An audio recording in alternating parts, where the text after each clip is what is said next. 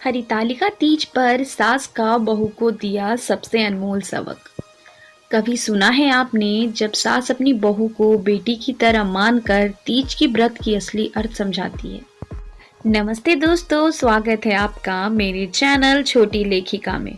आज हम बात करेंगे हरितालिका तीज की, उस अनकही सीख की जो एक सास अपनी बहू को देती है।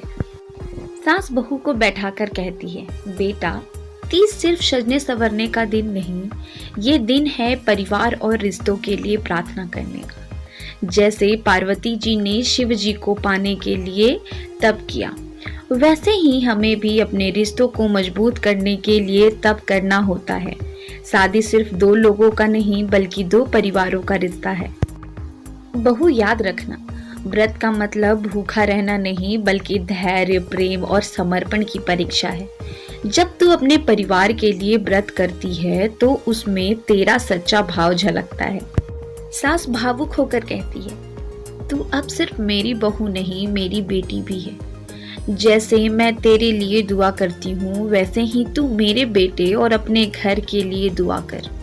यही है तीज की सबसे बड़ी सीख।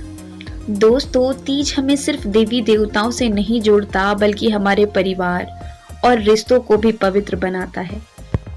सास और बहू का रिश्ता जब एक दूसरे को समझ ले तो घर खुशियों से भर जाता है।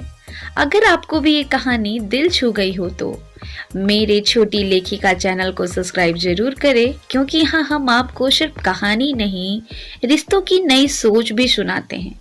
हर तीज पर ये दुआ कीजिए कि आपका परिवार हमेशा साथ रहे और हर बहू को सास के रूप में मां मिले। मिलते हैं दूसरे वीडियो में, तब तक के लिए धन्यवाद।